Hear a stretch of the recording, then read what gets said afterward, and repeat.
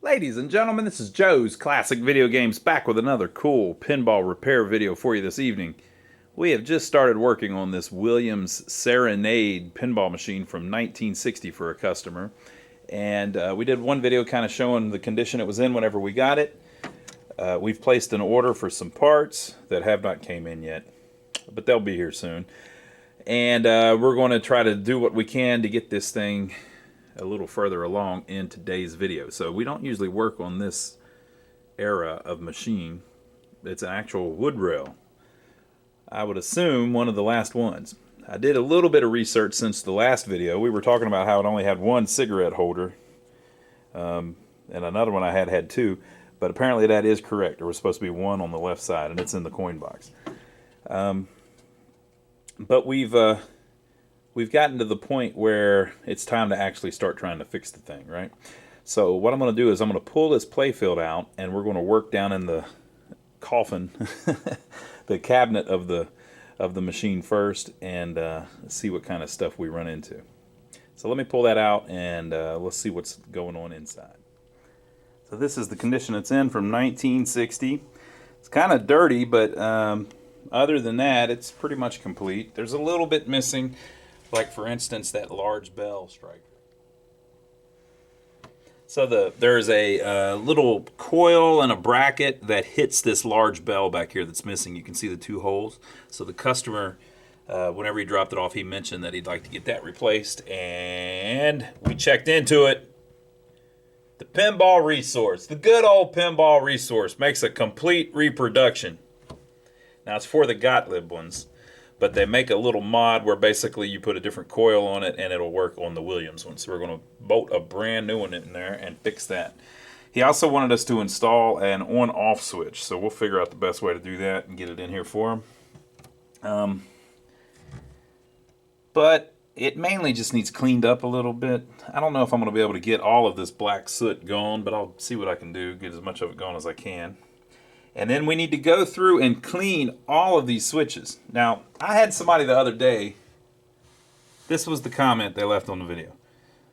Because the way we do is we go through, we clean all the switches, and then when we're done, we troubleshoot everything, right? So the gentleman said, "Hey, you cleaned all the switches, and it didn't fix the problem. You wasted your time cleaning the switches." That's the weakest voice I can come up with, people. I mean, I can't, it's not easy for me to imitate these people. "Yeah, you wasted the time.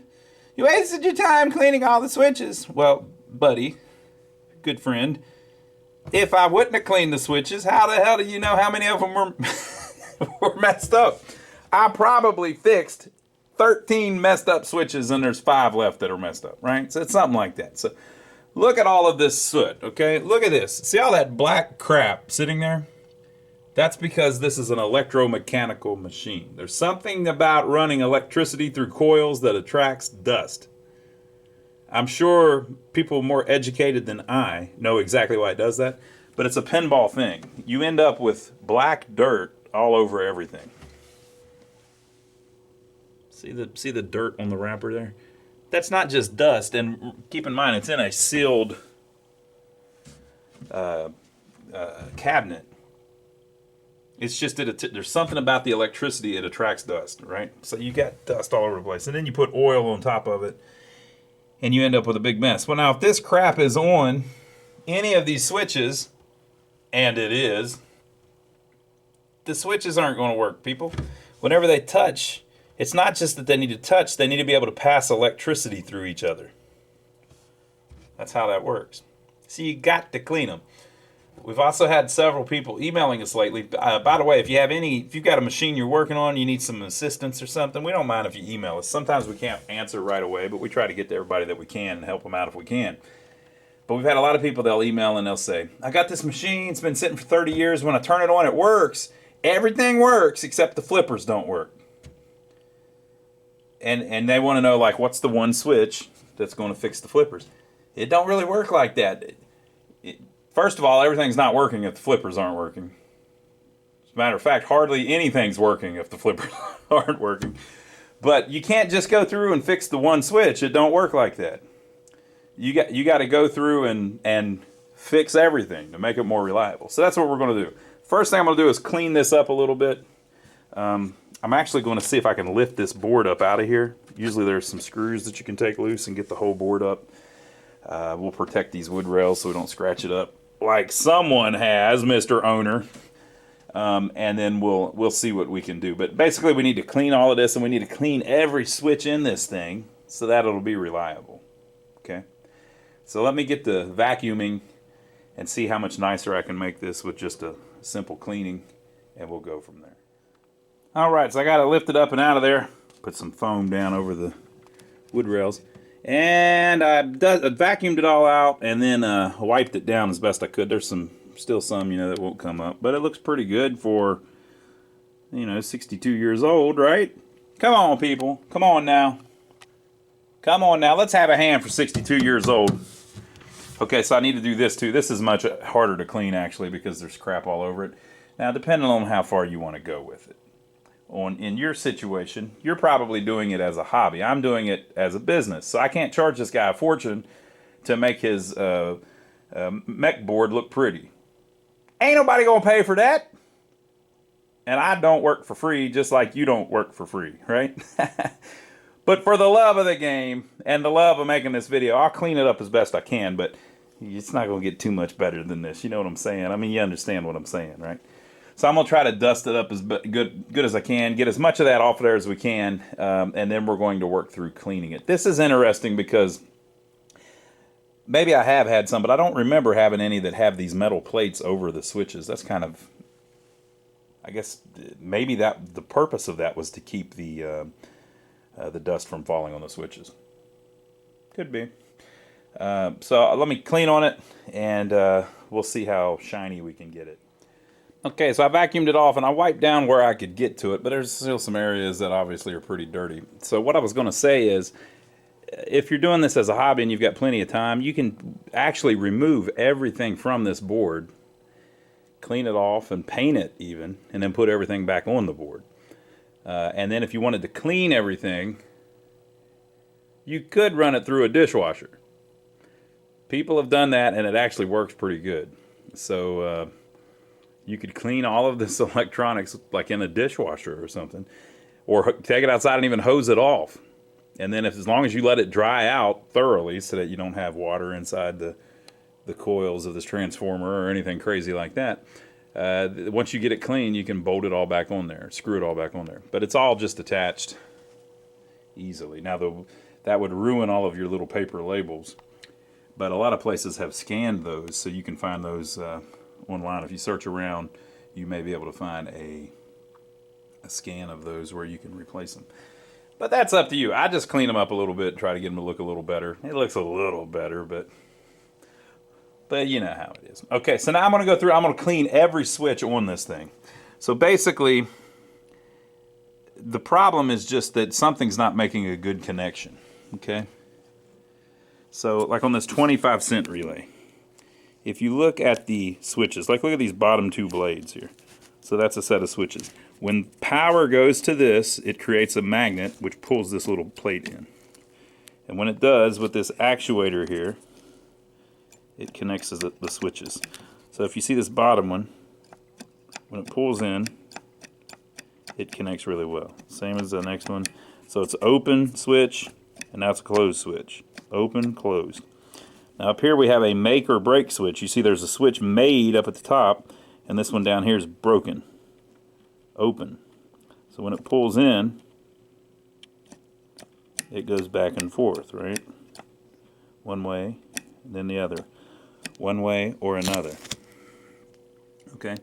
And then there are some that are closed, and when it pulls in, they open up. I don't see one like that right now, but there are, oh yeah, this one's one. It says rollover relay. So when this pulls in, see that switch is actually closed right now. And when it pulls in, it opens. When it lets go, it closes. So it's backwards than these ones that are open and then they close. So that's all you're doing. You're just trying to get it where all of those switches, if they're open, they close. If they're closed, they open. Simple as that. It's easy peasy, people. But if the contacts where they touch are real filthy and dirty or corroded or oxidized or whatever. Let's get a close-up on these and see what kind of condition they're in.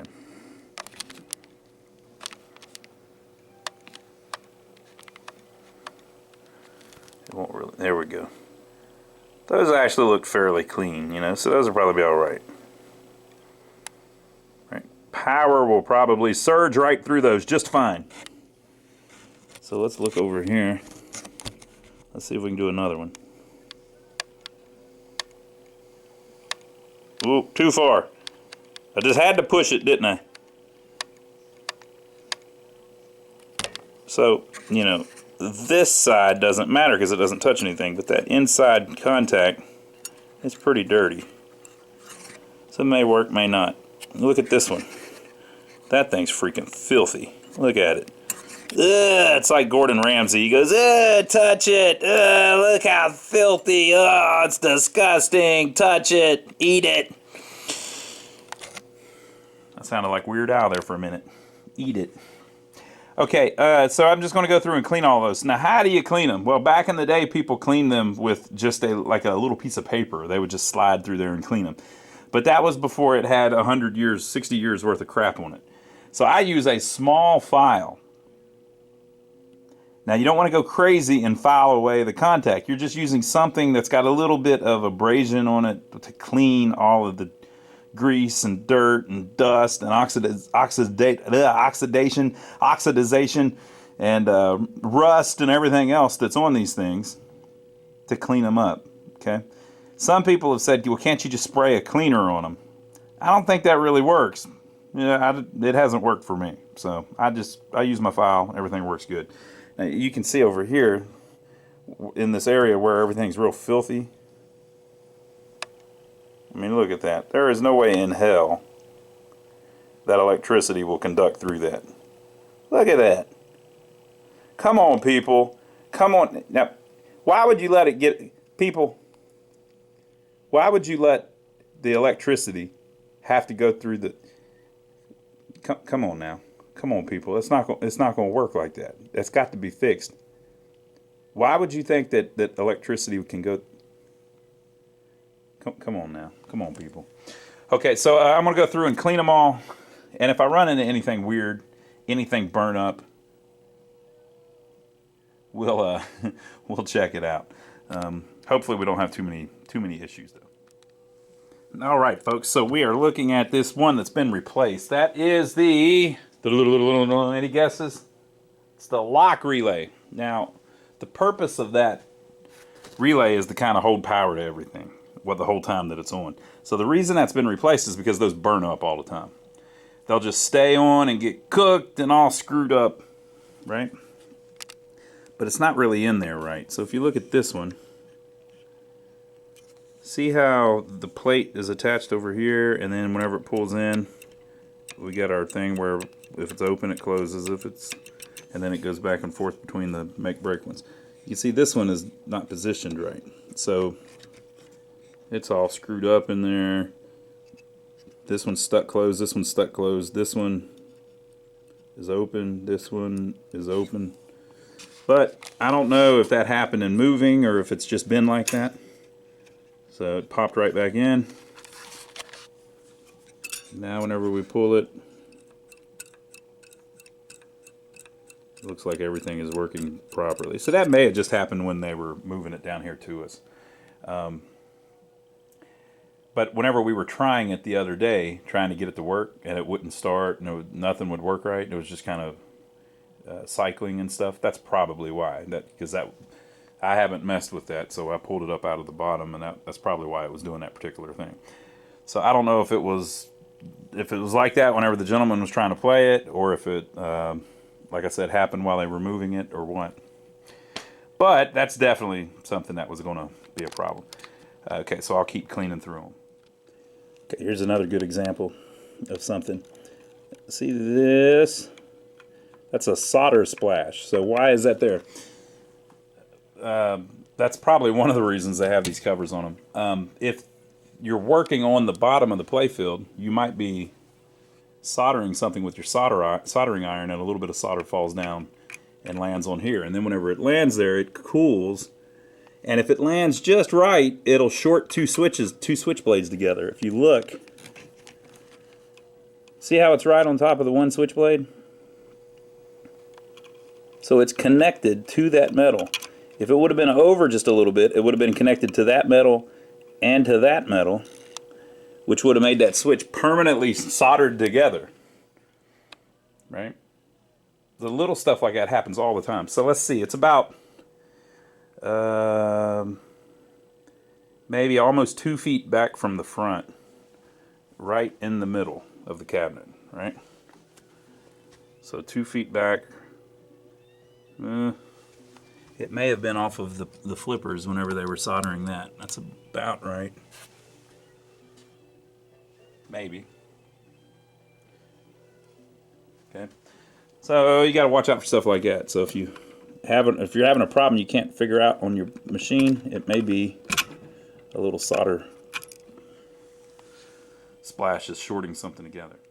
Okay, this is the coin relay. Now y'all tell me, this second switch and this third switch, are they acting properly?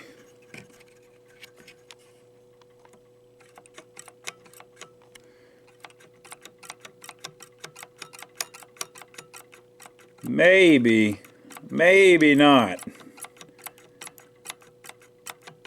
What you think? So it needs bent just slightly. Now, don't go through and adjust every freaking switch. You will regret that for the rest of your life. If you go through and try to make all of them perfect, like if you go, hey, I want it to move exactly 1/4 inch or 1/16 of an inch on every switch, big mistake. Don't do that. These things have a mind of their own. They kind of get into like a rhythm, a pattern that they like. So if the thing is touching and it's pretty obvious that it's touching, just leave it alone. Don't adjust it. Now on ones like that where it might be touching but just barely, go ahead and adjust it, right? So these are like the only two that I've adjusted so far, right? And so we're just going to bend the small leg, not the large leg, a little bit closer, not go too crazy with it. I'm usually so much better at this when you aren't staring at me. I don't have my little blade bender tool. Okay, so let's look at it now. So they're clearly not touching. They're nowhere close to touching. But now when I press them, see how the small blade moves a little bit? That's the wiping action that you're looking for. So if they just barely touch each other, it might work, but you want them to move the small one just a little bit. And if it's just barely perceptible, that's fine. But you want it to move the small one just a little bit, because what's happening is the contact surface of the one blade is rubbing against the contact surface of the other blade. Now what will that do? It'll keep it clean. So the best thing you can do on these after you get them up and running is keep playing them. Play them once a week or something like that for a game or two. And you'll get all those switches to rub each other a little bit and clean it up a little bit. I'm just going to leave it at that. And then this one here is a kind of unique one. This is a latching relay. So it basically can pull this way and it stays in place. And it will stay like that even if you turn the power off until this one pulls in, which makes them all go that way. Right? So it's just a little bit different, but same basic principle. They're either touching, they're either closed or they're not. Okay, so I've got all that back together. This bank up here are all, it's called a relay bank, because this one big coil resets them all, right? So some of them might trip. So let's say that many's down, and then whatever happens on the schematics, it pulls this in, which resets them all at one time with that big bar, and now they're back where they're supposed to be. Now that doesn't mean that they're all supposed to be up or anything. Depending on what part of the game you're at, some of them may be supposed to be down. So there's a game over relay. You can assume. You know what happens when you assume, though, that that's probably supposed to be down right now because the game's over. And there is a game relay, a start trip relay, first player 1000 relay, second player 1000 relay. So that is almost assuredly going to light up the little 1 on the window back there whenever you get to 1,000 points. Right? The first player number matched, the second player number matched. So that must be if you do match at the end, those trip or something to give you a credit maybe. The second coin relay, the first play tilt relay, and the second player tilt relay. I've seen these before. I believe what that means, this only resets at the beginning of the game, I believe. Once that tilts, you're done. So if you tilt this, like if you're the second player and you tilt and that falls, you're done. You ain't playing this game no more. They want your dime. So all of that, basically I went through and cleaned them too, but basically it's the exact same thing. They're either open and they close whenever it trips, or they're closed and they open whenever it trips. So same thing. The plunger here is a little greasy. I cleaned it off, but basically you don't want to put grease on the plungers, because after a while the grease gums up and then the stuff won't move very well. I checked the fuse. It needs to be a 2 amp slow blow, it says. Make sure it's got the right fuse in it. Sometimes people will put the wrong one. And then the score motor itself. Grease all over everything. The score motor itself. So this thing just turns around whenever it wants to. You know, something turns on the motor. Several of the relays will be set up to turn on the motor. And once that starts turning, that's how you kind of get the math of the machine. For it to figure things out, it kind of needs a little motion, doesn't it? So this thing, let's say that the 500 point relay or the 50 point relay, they won't have hundreds on this, but the 50 point relay comes on. It's probably going to turn this on, and then there will be a switch down here that gets hit 5 times. That'll close 5 times. And it's connected to the 10 point relay or whatever. And so if that relay is closed, when this turns around, power will go through the 50 point relay through a switch on here that closes 5 times while this is turning, and those 5 times will send power to the 10 point relay to tell it to give 10 points 5 different times. And then once that happens, the 50 point relay has turned off or whatever, and this will get back to its home position, and it'll stop because the 50 point relay is no longer holding it on. Okay, it's kind of complicated, but once you kind of learn how they work, it makes a lot of sense. So it needs this movement to be able to pulse something. If this 50 point relay turns in, it has no way to tell the 10 point relay to turn on 5 times. How would it do that? It's just switches, right? But if it turns on this motor, which turns around and hits a switch 5 times as it turns around, well, there's your math that you need, right? There's your animation that you need. So if you look real close, there are little divots on the side of those cams. See how there's little bumps on the bottom one and there's little valleys on the second one? This top one has a valley for that whole little area there. So as this turns, it turns some of the switches, it closes some of the switches, and you know, they all ride on these little cams. And everything is also timed a certain way. So it may need you know, this to happen before that happens. So it may need this switch over here to close before this switch over here closes. And it's just super, it's all real simple because it's either on or off. They're just switches, but it's timed. There's like there's a thought process to the whole thing, right? So same thing with this. You just go through, clean all the switches, make sure everything is connecting well and opening well as it goes around. So like this is up on this is down in this valley right now. So this switch here is closed. This switch here is a make or break switch, but it's closed right now, right? And there's only 2 switches on this top level. This bottom level down here is something else that's going on, right? But as this turns, it will get to right there and rise up.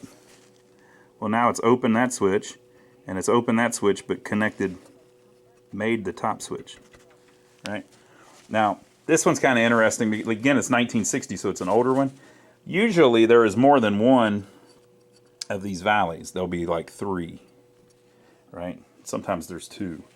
And the reason for that is because that's the home position. So basically this thing turns around and eventually it gets to some point, and whenever it does, something opens and it stops the thing from turning, and that's the home position. Well, since there's only one on this, it's going to turn all the way around every time it comes on. So it's going to be a little slower at adding points and things like that than the ones that came later were.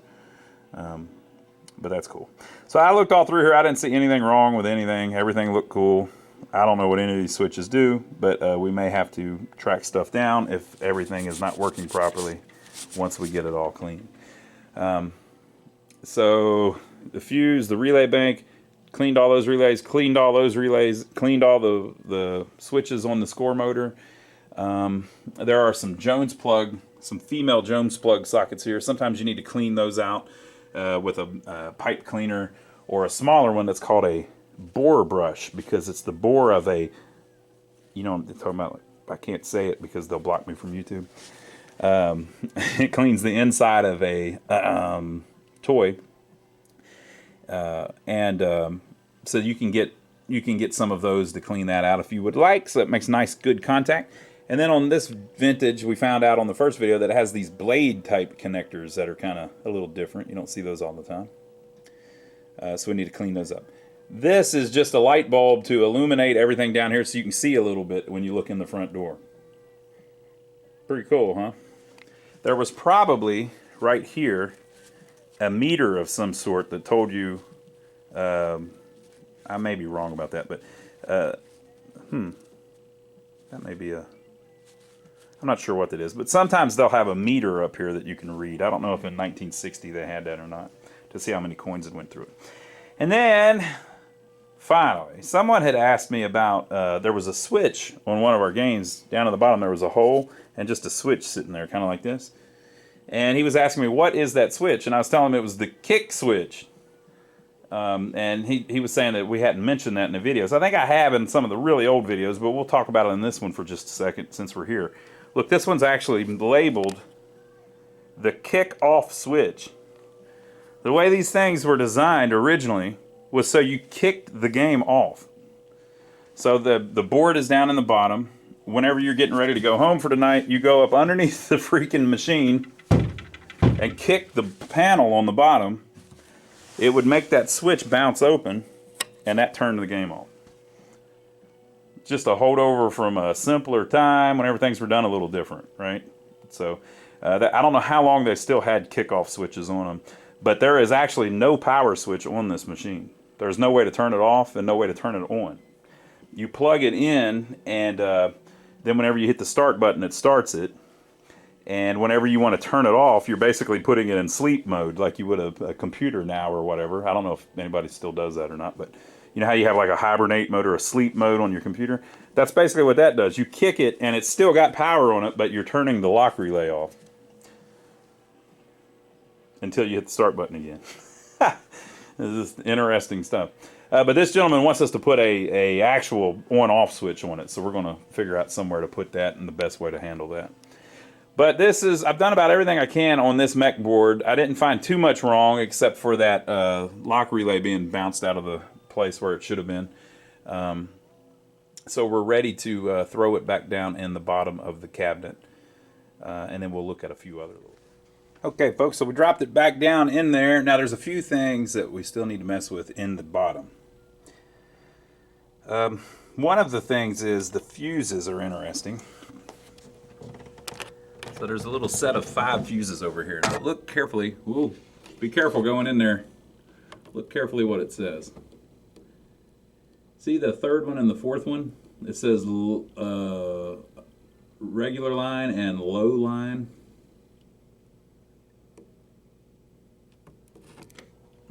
Right? So all of those fuses are 10 amp fuses. And the regular line and the low line fuse was blown. So I went and I looked on the schematics. Luckily it has the schematics with it.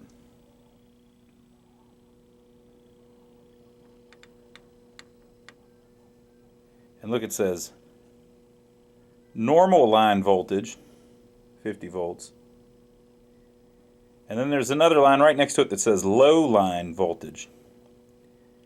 Basically it's set up so that you can put a fuse in either one and they're both connected to all of the coils. So if you have a low voltage situation coming out of your wall, you can they call it high tapping it. You can high tap the transformer by putting a fuse where it says low line voltage.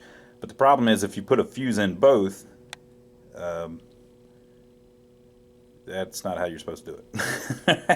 It's supposed to be in one or the other. So the one that was in low line voltage was actually blown. So I just left it out. But I believe it will work right with it set on normal line voltage. Sometimes you can raise that though and put it on the low line voltage. It makes all the output voltages slightly higher. It gives you a little more pop on your pop bumpers, but I'm not all about pop on an old game. It might pop and break something. So there's that. And then the second thing is the ball trough. So the ball falls down in here, rolls down, and it hits this little lever here. That keeps it from going past. So there is a coil underneath that pulls in to raise that gate. But the problem is there's no spring on the coil. So it just stays open. So that ain't right. So we need to figure out how that's supposed to be. Now I'm going to show you how you can figure out how that is supposed to be. Are you ready? Are you ready? You look like you're ready. Let me show you a secret.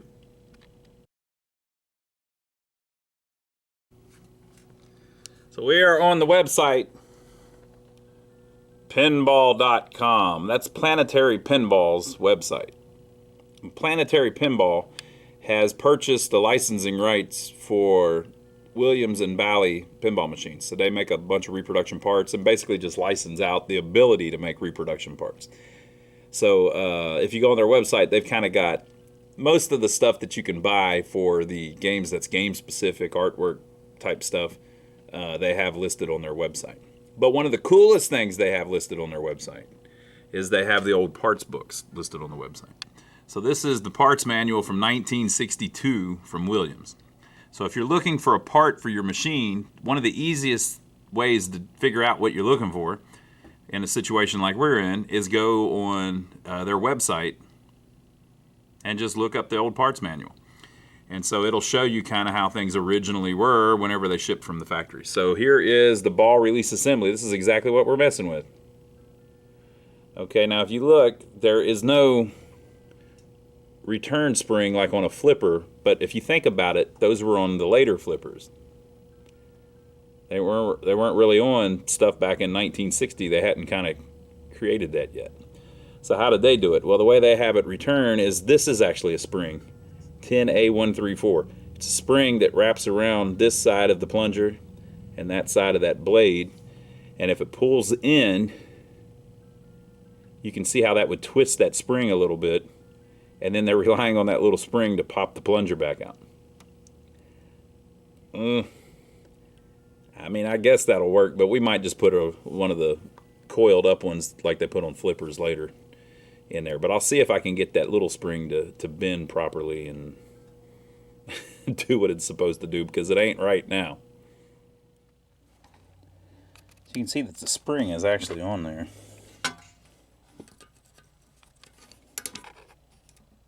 I don't know, man. I'm not so sure that that's going to actually work to do what it's supposed to do. Alright, so that side went back around. So this other side needs to go down here. And if it's just right, it may pull the plunger back out. I'll mess with it, but if it don't act right, I'm going to put one of the regular later model springs on it. It all fell apart, people. Look, got crap everywhere. So this little spring, I bent it, but it won't do it. I don't know, something wrong with it. So I'm gonna try putting a compression spring on it. This one may be too stiff. I've got other ones. I'll figure something out. Don't worry. Let me see what I can. And I'm trying to clean it. There's also. Why did they bend that? Like, why would come on, people? What Why would you, if it's inside of there, why would you, who would go through the trouble to, come on, but don't just bend random, come on people. Don't just bend random stuff. It makes it hard. Whenever I'm trying to put it, come on people. If I'm trying to fix it and I have to fix it come on people. I mean, I don't know. Why do I keep having to go over this? It's starting to make me really. Okay, I cleaned it up a little bit. I oiled this pivot point. You know why? Because it's metal on metal. Need a little bit of oil, just a little bit. Okay. I did not oil this pivot point because it's fiberboard on metal. Doesn't need oil. And then, although this coil sleeve is metal and the plunger is metal, I didn't oil that either. You want that clean. Now, it will wear that coil sleeve eventually. The best thing to do is to replace that with a nylon coil sleeve, but that one's caked in there. It's baked into the coil. So sometimes you get them where they can't really be removed without destroying the coil. So you could replace the whole coil and then put a nylon one in. I'm going to leave it how it is so that I don't have to try to get the customer to pay for an extra coil that still works, but I'm saying isn't perfect. Right? It'll work just fine, folks. It's going to be just fine. But it wouldn't have been just fine if that ball gate wouldn't shut. Now, I also bent it back straight. Now, how did I do that? Folks, if they bend it, I can bend it right back. Don't worry about it. So the little gate is in there. See it? And now, if the plunger pulls in, it gets power, right? And it goes.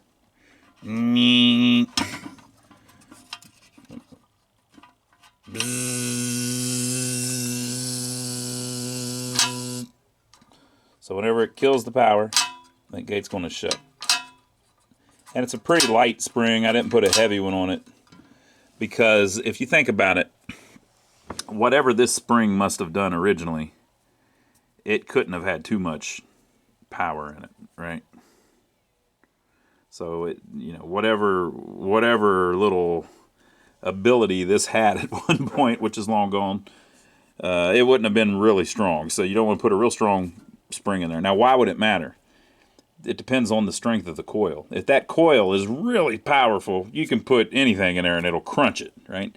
But if that coil isn't really all that powerful, it's kind of weak, then if the spring's too strong, it won't be able to overcome it to lift the ball gate. But I think we're at a good, happy medium.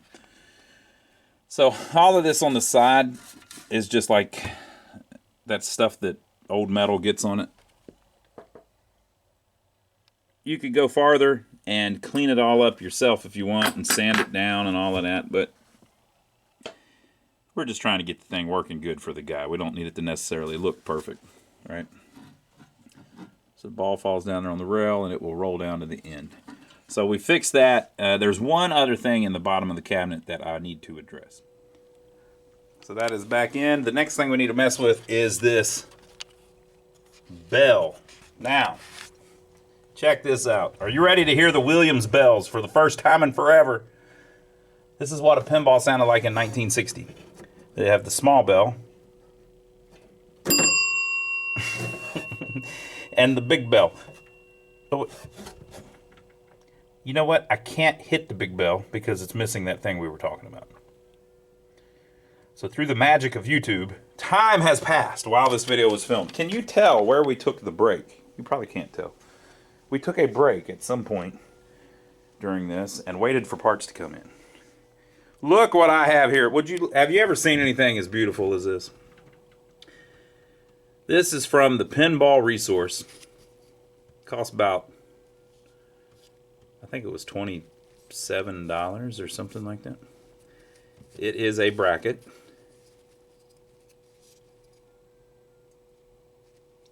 That holds a coil.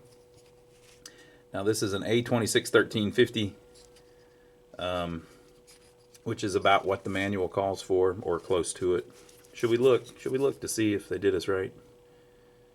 I don't know, because if I say they didn't do us right, people might think I'm complaining. I don't know about that, but they brand new coil, plunger, the whole assembly. That's the whole piece that was missing. Now it's slightly different than the original Williams one. But they don't make the original Williams one. So this is kind of the one that was in like a Gottlieb game. But the coil is correct for the Williams games. So we're going to mount that right in there, and then we'll see what it sounds like. Okay, so we've got it mounted in there. Check it out. Have you ever seen anything so beautiful? Alright, so we're going to test it. So you're going to hear that bell for the first time since 1960. I'm sure it's been broke the whole time.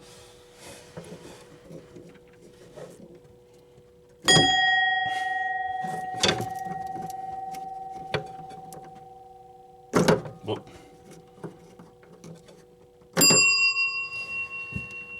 Boy, it's pretty cool.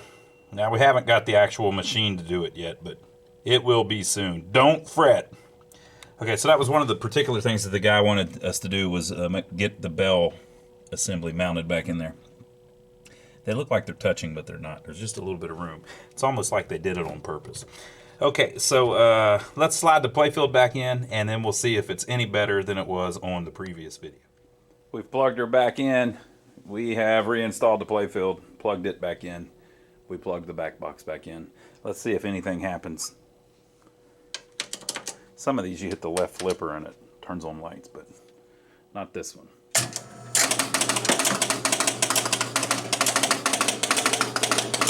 We now have a tilt light and a one-player light.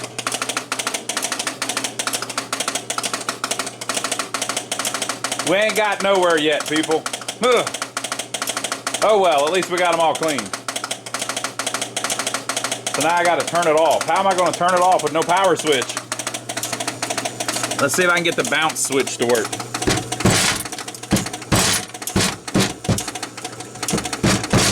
Nope. I better unplug it. All right, folks, I got it turned back off.